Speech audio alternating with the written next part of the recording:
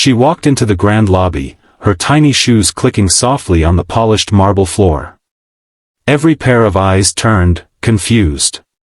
Security at the front desk leaned forward, unsure whether to laugh or intervene. There, in a sky-blue dress, holding a folder bigger than her backpack, stood a little girl, maybe 9 or 10 years old, at the front of a corporate skyscraper. She walked straight up to the reception desk, stood on her toes, and said softly, "I'm here for the interview." The receptionist blinked, uncertain how to respond. "Sweetheart, do you mean someone else is with you?" "No, ma'am. I'm here to apply. My name is Alina. I brought my resume." There was something so calm and certain in the girl's voice that the receptionist, instead of dismissing her, hesitated. She dialed the HR office, whispered something incredulous, and within minutes, the entire 15th floor of Elcor Technologies was buzzing. "What do you mean a child showed up for the position? She says she's applying for the assistant role. She even has a printed resume." Curiosity turned into amusement, then confusion, and eventually, something unexplainable happened. The CEO himself, Mr. Cameron Malik, decided to come down and see for himself. Cameron had built the tech company from the ground up. He had no time for stunts or games. But as the elevator doors opened and he stepped into the lobby, the crowd parted silently. There she stood, Alina, straight-backed, her hair neatly tied in a braid, clutching a folder as if it held the world. He looked down at her. "You're here, to apply for the assistant job?" She nodded. "Yes, sir." "Where are your parents?" "My mom, she's in the hospital. She's the one who had the interview today. But she can't come. So I came for her. I know I can't do the job, but I thought, if someone told you why she didn't show up, maybe you wouldn't just forget her." Cameron was stunned. He'd heard countless excuses over the years.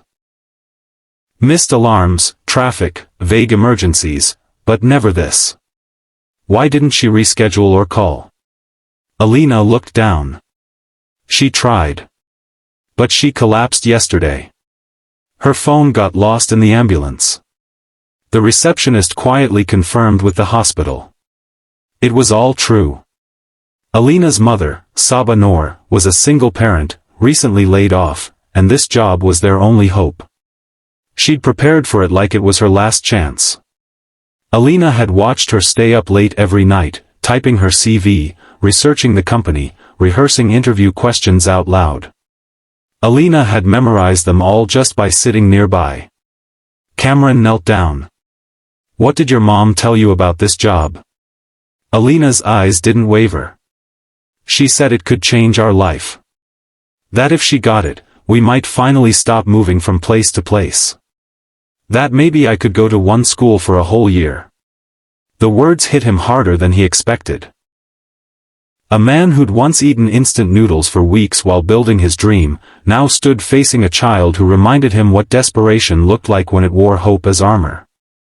"I'll tell you what," Cameron said, his voice softer now.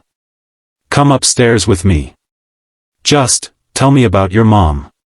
Inside the boardroom, the strangest meeting in Elcor history took place. HR managers, assistants, and department heads sat silently as a little girl opened a folder and began reading from the resume she'd helped her mom create. "She's good at organizing. She managed 3 shifts at her old office. She made schedules for her team. They called her the Fixer. She used to type so fast, I thought her keyboard would catch fire." People smiled. Some teared up.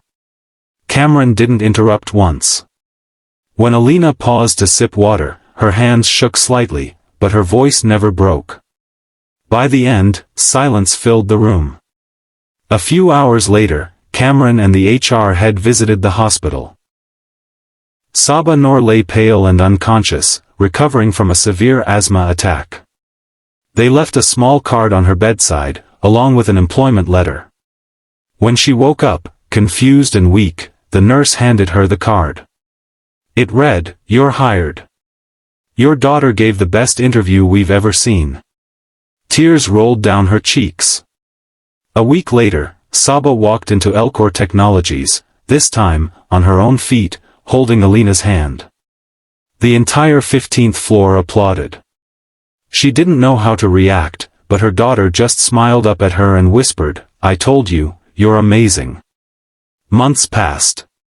Saba quickly proved her worth, organizing teams, handling crises with calm skill. She became Cameron's most trusted executive assistant. Her story spread across departments, and slowly, across social media too. People shared the tale of the little girl who walked into a company not to beg, but to be heard.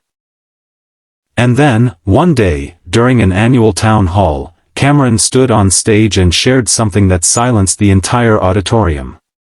"When I was 10, he said, my mother couldn't afford my school fees. I watched her beg for a job that never came. I told myself, if I ever made it, I'd never ignore a voice that reminded me of hers." Alina didn't just walk into our office that day. She woke something in all of us.